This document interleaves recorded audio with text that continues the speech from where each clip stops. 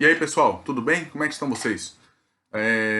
Hoje nós vamos dar continuidade a esse nosso bate-papo a partir de uma provocação. A provocação que foi feita por Daniele e pelo Ítalo, tá? Eles falaram, professor, fale aí sobre, lá nas redes, lá nos bate-papos nossos, sobre as políticas públicas.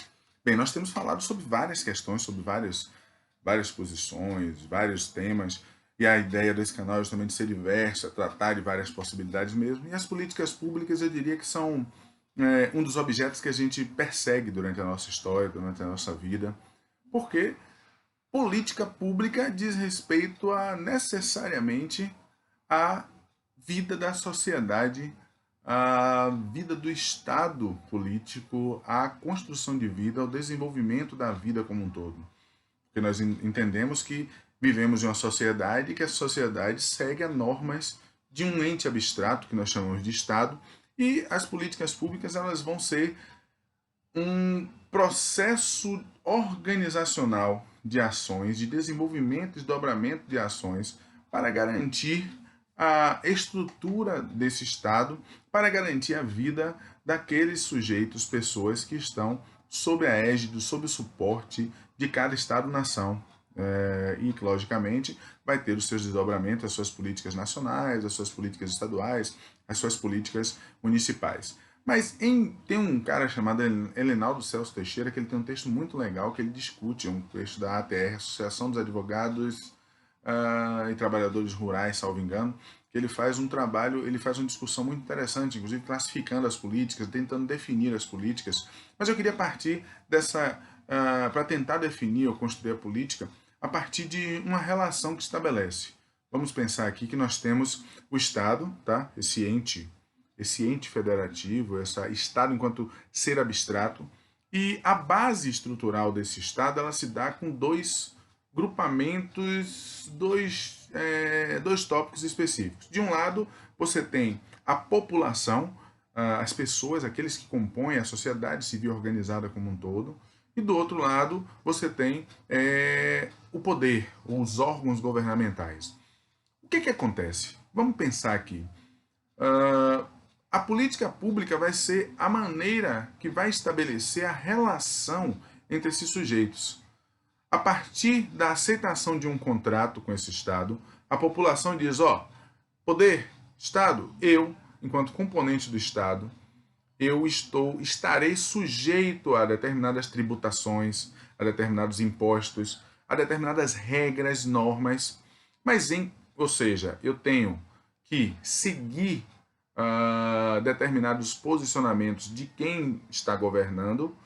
Em compensação, eu preciso receber de volta desse poder algumas ações, algumas atividades, a garantia mínima de segurança, de saúde, de educação, de lazer. Então as políticas vão ser todas as ações, todos os processos que vão desde o pensar, estruturar, imaginar e diagnosticar essas necessidades até a efetiva realização dessas atividades, sejam elas garantidas em lei ou não, mas que visam manter esse Estado estruturado, manter essa vida estatal, manter essa organização da sociedade. E aí, Wilson, como é que vai se dar isso? Essas políticas elas vão se dar de formas diversas. Na verdade, é importante observar que o formato, a maneira como esse poder estabelecido vai tocar essas políticas, ela vai depender do modelo ou do sistema de governo que se estabelece naquele Estado-nação, naquele determinado espaço, naquele determinado lugar. E aí você pode ter formas de governos diferentes. No nosso caso, nós estamos envolvidos sob a égide de um sistema de governo, um sistema democrático, um sistema democrático de direitos, onde o Estado preconiza que esse poder, que é quem tem, vamos dizer assim, um posicionamento de fazer, de pensar, de julgar essa parte da estrutura estatal, ela precisa atender ao povo, aos interesses da população, ao interesse de todos, sendo eles diferentes, tendo as suas peculiaridades e diferenças. Então, classes, grupos, independente de a qual classe social você faça, qual grupo étnico, qual grupo, ou grupo de qualquer situação em que você se coloque, você está sob a égide desse Estado democrático, tendo necessariamente que esse poder estabelecido desenvolva ou que faça essas ações, ou que monte essas políticas para atender. Mas aí tem alguns desdobramentos sobre essa questão. Vamos pensar aqui, ó.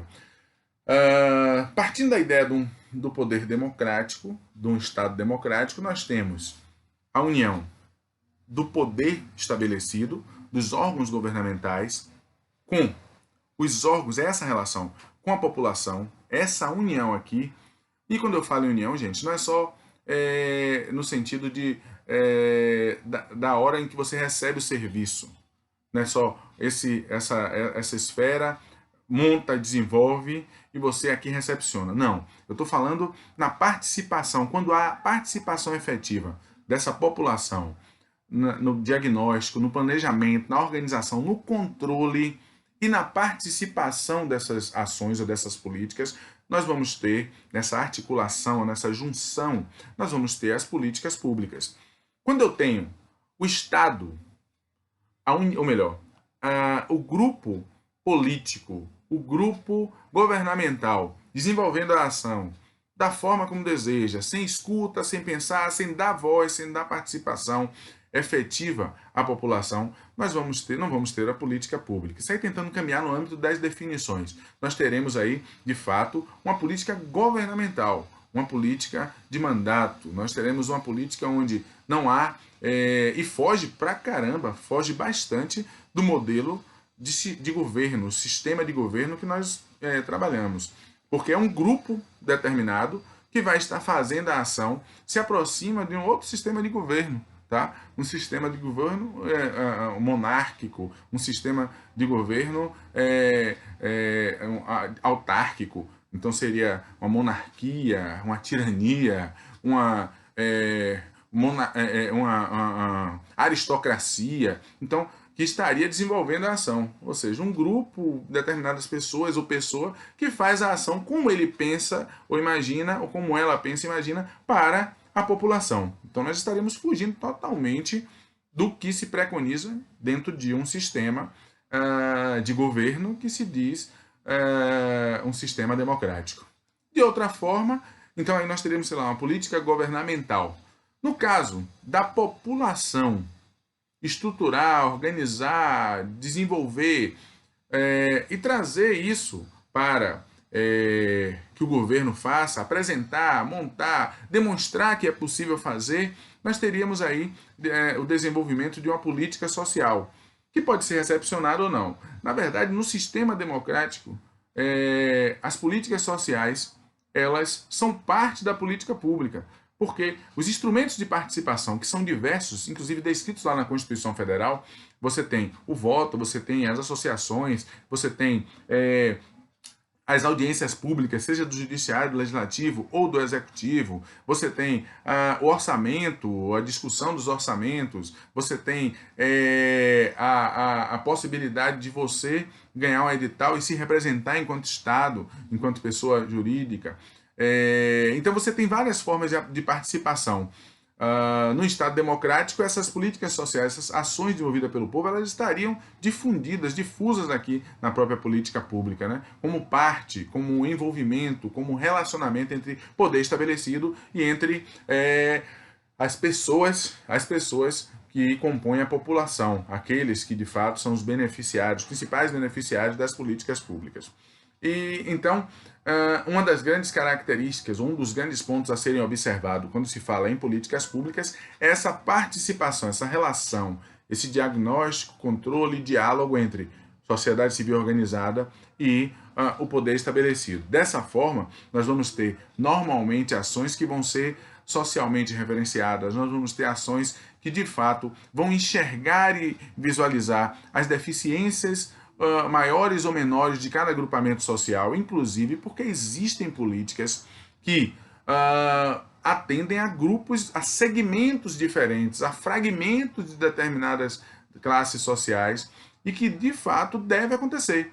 Porque existem diferenças históricas, diferenças gigantescas entre nós que precisam ser reparadas, que precisam ser ajustadas. Então, entendam que o Estado ele precisa atender a todos a partir das suas carências e necessidades. Ora, como é que eu vou atender a carência e necessidade de alguém se eu não conheço? Se esse alguém não participa do processo decisório? Se esse alguém não participa da construção das normas? Se esse alguém não faz parte real dessa construção e recebe simplesmente a bola pronta, e recebe simplesmente a atividade pronta. Muitas vezes essa atividade não vai interessar e não vai satisfazer as necessidades. Eu não estou fazendo satisfazer a vontade, o desejo, não. A necessidade humana de sobrevivência.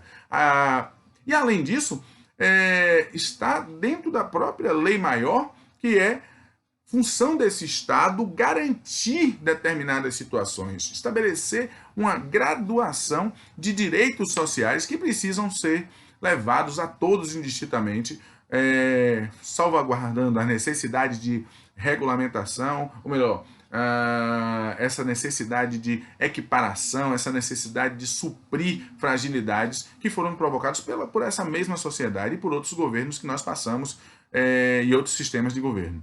Bem, é um primeiro bate-papo, vamos lá, aguardo vocês aí se inscrevendo, tratando, dialogando, criticando, elogiando, participem aí com a gente dessa ideia.